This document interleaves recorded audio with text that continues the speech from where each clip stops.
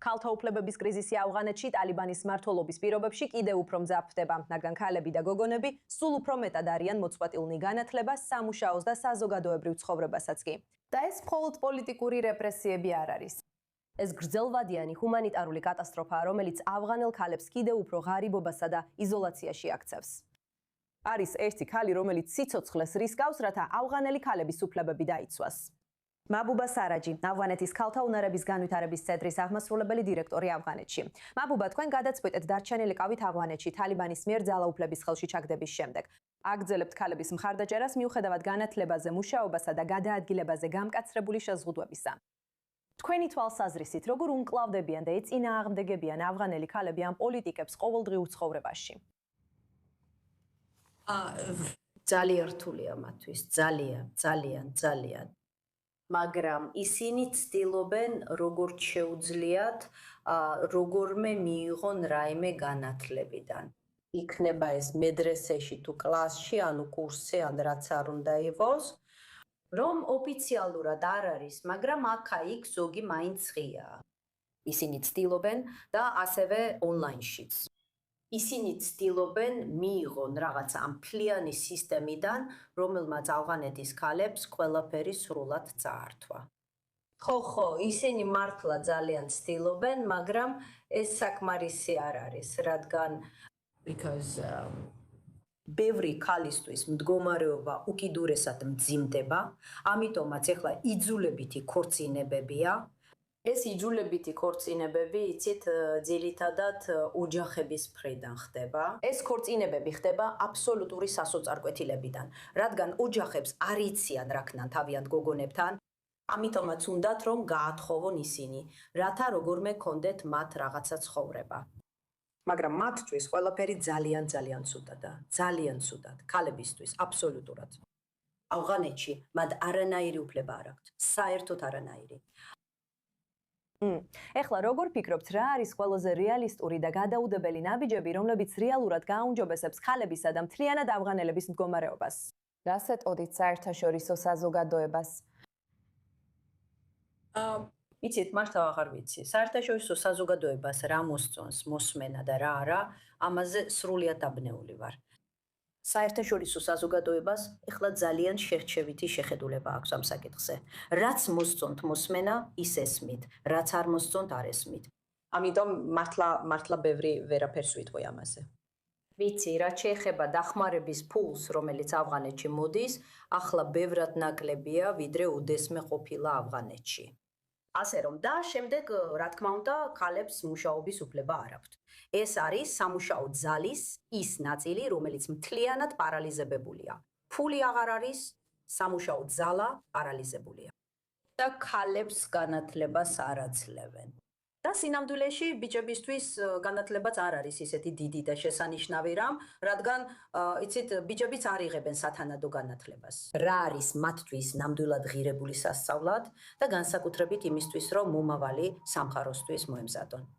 და მიუხედავად იმისა, რომ სოფლიო ტექნოლოგიებისა და სხვა ყველაფრის მხრივ ვითარდება, სწორად რო გითხრათ, ეს ერთ-ერთი იმ კითხვათაგანია, რომელმაც აბსოლუტურად დამაბნია. მართლა არ ვიცი რა იქნება გარდი ამ ქვეყნის კაცებისა და ქალებისთვის მომავალში. ვერაფერს ვხედავ. თქვენ როგორ ფიქრობთ, რა უნდა გაკეთდეს ავღანეთში ცხოვრების პირობების გასაუმჯობესებლად? არა, ეს ერთ-ერთი იმ საკითხთაგანია, რაც მე არ შემიძლია გავაკეთო. მე არ ვარ ისეთი ადამიანი, რომელიც ფიქრობს, რომ არაფერი უნდა შეიცვალოს, ან არაფერი შეიძლება შეიცვალოს და ასე უნდა გავაგრძელოთ ცხოვრება. არა, ეს არ არის ის, რაც უნდა ხდებოდეს 40 მილიონი და მეტი ადამიანისთვის, რომ მათ ესეთი პასუხი ან ესეთი უიმედობა მივცეთ ცხოვრებაში. ეს ძალიან არასწორია. მაგრამ ამავე დროს მინდა რაღაც კონკრეტული ვნახო, იცით, ჩემს წინ.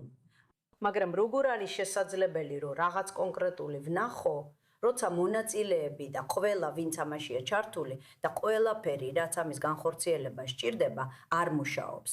ქალებს არ აძლევენ უფლებას, განათლება არ არსებობს. სოფლიო არსულს ფულის მიცემა, პოლიტიკური სიტუაცია უკიდურესად გაურკვეველია, ასე რომ მერე რა. პაკისტანი ერთ მხარეს გვიტევს, ქვეყანა სრულიად იღუპება, რადგან ომის დროს ხალხს საჭმელი არ აქვს. და ყველანი უბრალოდ იცით მე ოჯახებს ან გოგონების გაყიდვა უწევთ, რასაც აკეთებენ კიდეც, ან კიდევ რა. იცით, ეხლა ხალხის ქალიშვილები ოჯახებისთვის უბრალოდ საქონლად იქცნენ და მათ კიდიან, რომ ოჯახში პური შეიტანონ. ეს არასწორია. ასე ქვეყანა არ შენდება. ქვეყანა ასე არ აშენდება. არც ერთი ან ორი კლასის სკოლებით სადღაც დამალულ ადგილას და ამას გოგონების განათლებას რო ეძახიან. არა, ეს არ არის სწორი გზა. ამას განათლება არ ქვია. განათლება არის ის, რაც ყველასთვისა და ყველას მოიცავს. და საჭიროა დიდი ჯგუფი ქალებისა და მამაკაცების, რომ ისწავლონ და ეს ყველაფერი ძალიან ფრთხილად უნდა იყოს გააზრებული. და ეს უნდა ასწავლონ მათ, მაგრამ ამ გზით თუ შრომა არიდება, ანუ რა შედეგს ველით ესეთ შემთხვევაში? ასე შედეგს ნამდვილად ვერ მივიღებთ. ეს არის ის, რაც ომში მოხდა და მოხდება ავღანეთის ბევრ სხვა პროვინციაშიც, განსაკუთრებით იმათში, რომლებიც შოვს არიან და სადაც თითქმის არავინ დადის, არც მოძრაობაა დიდი ან სხვა რამ. ეს საშინელი იქნება, მართლა ესეა. ყოველ ჯერზე, როცა იმ 5 წლის გოგონაზე ვფიქრობ, რომელიც ომში გაყიდეს, გული მткиვა. რას აკეთებენ ისინი? ვინ კრიდულობს მათ? და რა არის 5 წლის გოგონას საქმე, რომელიც ოჯახიდან სხვა ოჯახში გადაიყვანეს, თუნდაც ძალიან კეთილები იყვნენ მის მიმართ. რას ნიშნავს ეს სინამდვილეში? კერძოდ, რით არიან მის მიმართ კეთილები? და მერე ჩემი გონება იწყებს, იცით, ფიქრს ყველაზე საშინელ სიტუაციებზე, იცით, როგორ იყენებენ ამ ბავშვებს, ან მათ სხეულებს, იცით, იყენებენ და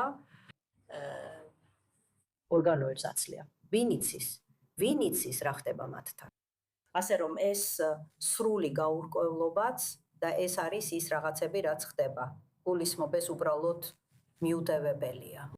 მართლა ასეა, ბოდიში რომ ამას ვამბობ, ძალიან ცუდია, მართლა ასეა. ეს აბსოლუტურად გულსატკენია. მაჰბუბა სარაჯ, დიდი მადლობა რომ გაგვიზიარეთ თქვენი ღირებული მოსაზრებები და იმ გამბედავის საქმისთვის, რომელსაც აგრძელებთ ავღანეთში. ვიმედოვნოთ, რომ ავღანელი ქალებისთვის და ყველა ავღანელისთვის ნამდვილი გადაწყვეტილებები და ნათელი დღეები დადგება. დიდი მადლობა რომ დღეს შემოგვიერთდით. მადლობთ.